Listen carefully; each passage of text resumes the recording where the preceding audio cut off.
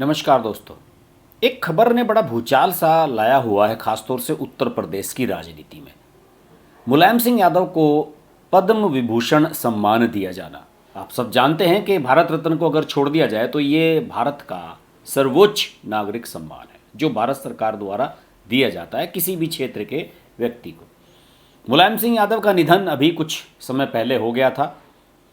उनकी मैनपुरी लोकसभा सीट खाली हुई, वहाँ से उपचुनाव हुआ तो उनकी पुत्र वधू डिम्पल यादव सांसद भी चुन ली गई। बीजेपी को हार का सामना करना पड़ा और कड़वी हार का सामना करना पड़ा। लेकिन बहुत बड़ा सवाल उठ खड़ा हुआ है उत्तर प्रदेश की राजनीति में। बीजेपी में भी दबे स्वर से ये बातें सामने आ रही हैं कि आखिरकार मुलायम सिंह यादव को पद्म विभूषण देने से बीजेपी को क्या लाभ हो सकता है। ये बहुत बड़ा सवाल है। लोग पूछ रहे हैं कि आखिरकार आपका इसके पीछे तर्क क्या है। कोई तर्क नहीं है। सवाल तो यही उठाए जा रहे हैं कि कार सेवकों पर जिस व्यक्ति ने गोलियां चलवाई उसका आप सम्मान कर रहे हैं। अयोध्या में जिसने गोलियां चलवाई, विश्व हिंदू परिषद पर और दूसरे हिंदूवादी संगठनों पर राम मंदिर आंदोलन के समय आपने उसको पद्म विभूषण दे दिया। बहुत बड़ा सवाल है ये। अब मुझे कुछ चीज़ें और भी बड़ी साफ नज़र आने लगी हैं। जैसे कई बार मांग उठती है कि बहुजन समाज आंदोलन के लिए जाने जाने वाले स्वर्गीय काशीराम, जिन्होंने बहुजन समाज पार्टी को बनाया था 1984 में, मायावती जिसको चलाती हैं, उन्हें भारत रत्न क्यों नहीं दिया जा रहा है। अब तो ये बहुत बड़ा सवाल है।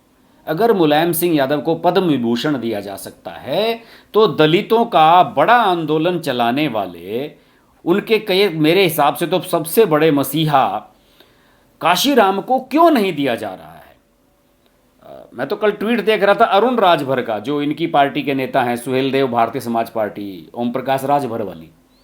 उन्होंने कहा है कि मान्यवर काशीराम को दिया जाना चाहिए। बसपा मांग करती रही है समय समय पर, मायावती ने भी मांग की है, कई लोगों ने इस तरह की मांग उठाई हैं।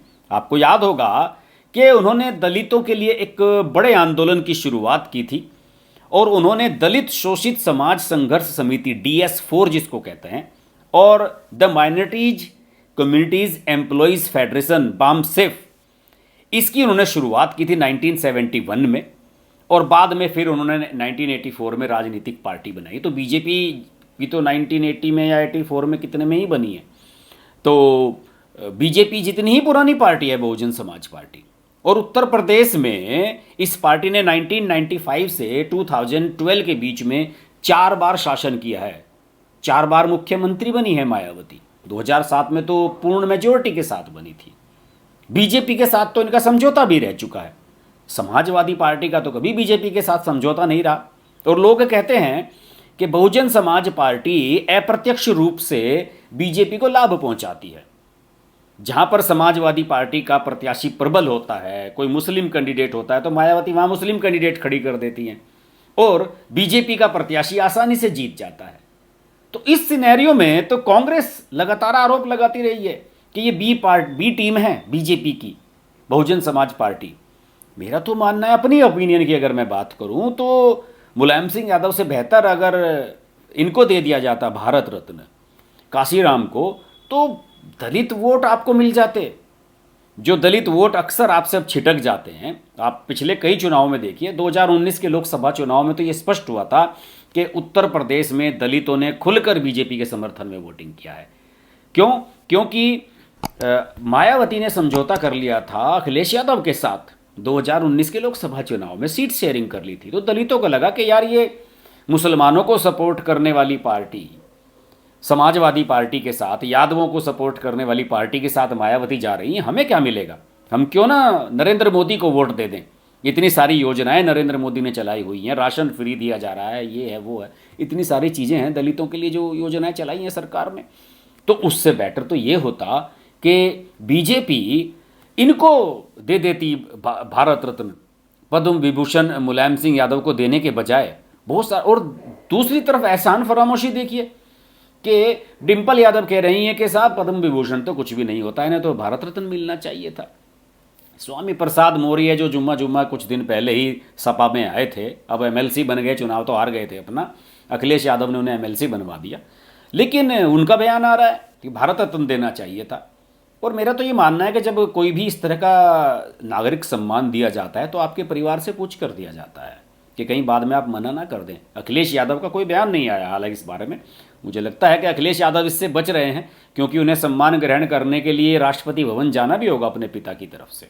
तो पूरे सिनेरियो में दोस्तों मुझे लग रहा है कि ये बीजेपी का ब्लंडर है और उत्तर प्रदेश की राजनीति में उसे बीजेपी को एक धेले भर का फायदा मुलायम सिंह यादव को पद्म विभूषण देने के अलावा कुछ नहीं हो सकता। लोग बहुत तरह के तर्क दे रहे हैं कि मुलायम सिंह यादव राष्ट्रभक्त आदमी थे, न्यूक्लियर डील पर उनका जो रुख था उससे भारत को बड़ा फायदा हुआ था, लेकिन उससे बीजेपी को क्या फायदा हुआ था ये बताइए। ये जो केंद्र सरकार है वर्तमान में, इसको आने वाले समय में इससे क्या लाभ हो सकता है। किसी ग्रामीण क्षेत्र के व्यक्ति को अगर पुरस्कार दिया जाता है, ये कोई दवाइयाँ बनाने वाला या कोई एक सोशल वर्क करने वाली किसी महिला को, किसी कलाकार को, तो उस पर कोई आपत्ति नहीं होती। लेकिन मुलायम सिंह यादव को ये सम्मान दिया जाना एक पूर्णतया राजनीतिक स्टंट है और इस स्टंट का बीजेपी को कम से कम लाभ होने वाला नहीं है। मेरी भी अपनी ओपिनियन यही है कि इसके मुकाबले अगर काशीराम को यह सम्मान दे दिया जाता तो ज़्यादा बेहतर होता और बीजेपी को इसके ज़्यादा राजनीतिक लाभ मिल रहे होते। आज इतना ही, अगले वीडियो में आपसे फिर मुलाकात होगी। नमस्कार।